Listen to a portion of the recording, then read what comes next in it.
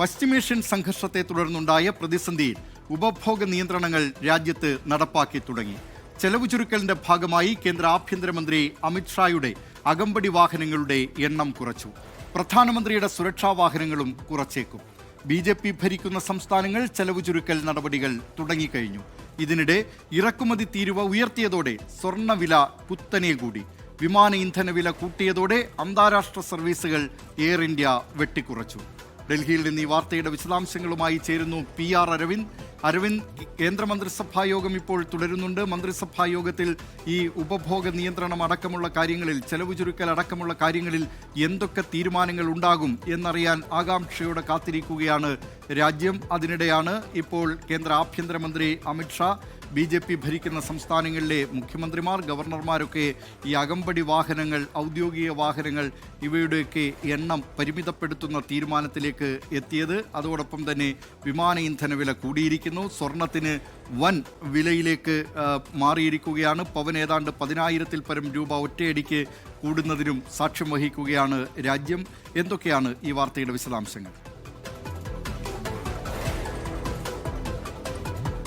കഴിഞ്ഞ ദിവസമാണ് ഇന്ധന ഉപയോഗവുമായി ബന്ധപ്പെട്ട് പ്രധാനമന്ത്രി ചില ആഹ്വാനങ്ങൾ നടത്തിയത്. ഇന്ധന ഉപയോഗം സൂക്ഷിക്കണം, അതുപോലെ തന്നെ സൂക്ഷിച്ചുപയോഗിക്കണം അടക്കമുള്ള ആഹ്വാനങ്ങൾ പ്രധാനമന്ത്രി നടത്തിയിരുന്നു. ഇതിന് പിന്നാലെയാണ് നിയന്ത്രണങ്ങൾ കേന്ദ്ര സർക്കാർ തന്നെ നടപ്പിലാക്കുന്നത്. അത് മന്ത്രിമാർ തലത്തിൽ തന്നെ നടപ്പിലാക്കി ജനങ്ങൾക്കൊരു സന്ദേശം നൽകുവാൻ തന്നെയാണ് കേന്ദ്ര സർക്കാർ തീരുമാനിച്ചിരിക്കുന്നത്. ഇതിന്റെ ഭാഗമായാണ് പ്രധാനമന്ത്രിയുടെ സുരക്ഷാ വാഹനങ്ങളുടെ എണ്ണം കുറയ്ക്കാനുള്ള തീരുമാനത്തിലേക്ക് പോകുന്നത്. സാധാരണ നിലയിൽ ഏകദേശം 15ഓളം സുരക്ഷാ വാഹനങ്ങളാണ് പ്രധാനമന്ത്രിയുടെ കോൺവോയിലുള്ളത്. അത് 7ആയി കുറയ്ക്കാനാണ് നിലവിൽ തീരുമാനിച്ചിരിക്കുന്നത്. കേന്ദ്ര ആഭ്യന്തരമന്ത്രിയും ഈ ആഹ്വാനം ഏറ്റെടുത്തുകൊണ്ട് സുരക്ഷാ വാഹനങ്ങളുടെയും അതുപോലെ തന്നെ അകമ്പടി വാഹനങ്ങളുടെയും എണ്ണത്തിൽ കുറവ് വരുത്തിയിട്ടുണ്ട്. ഇന്ന് ആഭ്യന്തരമന്ത്രി പുറത്തോട്ട് പോയപ്പോൾ വാഹനങ്ങളുടെ എണ്ണത്തിൽ കുറവ് വരുത്തിയതെല്ലാം നമുക്ക് മനസ്സിലാകുന്നുണ്ട്. ഇതുകൂടാതെ തന്നെ BJP ഭരിക്കുന്ന സംസ്ഥാനങ്ങളിലും സമാനമായ നിർദ്ദേശം മുഖ്യമന്ത്രിമാർ നൽകി കഴിഞ്ഞു. ഉത്തർപ്രദേശിൽ യോഗി ആദിത്യനാഥ് മന്ത്രിമാർക്കും അതുപോലെ തന്നെ മറ്റ് ഉദ്യോഗസ്ഥരടക്കം ഇത്തരത്തിൽ അകമ്പടി വാഹനങ്ങളുടെ എണ്ണത്തിൽ കുറവ് വരുത്തണമെന്നതാണ് നിർദ്ദേശം നൽകിയിരിക്കുന്നത്. 50% ഔദ്യോഗിക വാഹനങ്ങളിൽ കുറവ് വരുത്തണമെന്ന നിർദ്ദേശം നൽകിയിട്ടുണ്ട്. രാജ്യത്ത് ഒരു ഇന്ധന പ്രതിസന്ധി ഉണ്ടാകാൻ പോകുന്നു എന്നതിന്റെ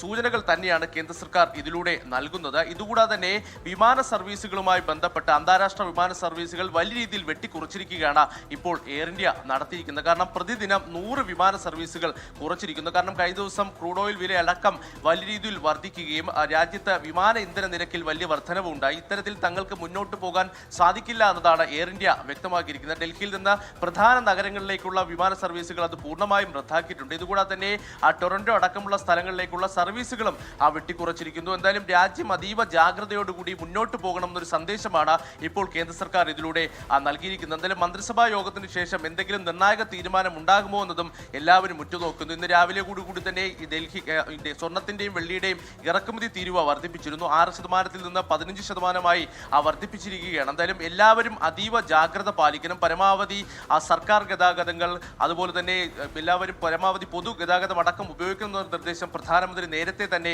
നൽകിയിരുന്നു. എന്തായാലും വരും മണിക്കൂറുകളിൽ കൂടുതൽ നിർദ്ദേശങ്ങളും കേന്ദ്ര സർക്കാരിന്റെ ഭാഗത്തു നിന്നുണ്ടാകും. എന്തായാലും ഉപഭോഗ നിയന്ത്രണങ്ങൾ അത് കേന്ദ്ര സർക്കാർ തന്നെ നടപ്പിലാക്കുകയാണ്. സർക്കാർ തലത്തിൽ നടപ്പിലാക്കി ജനങ്ങളിലേക്ക് കൂടി ഇത് എത്തിക്കുവാനാണ് കേന്ദ്ര സർക്കാർ ഇപ്പോൾ ശ്രമങ്ങൾ നടത്തുന്നത്. ദിലീപ് കുമാർ.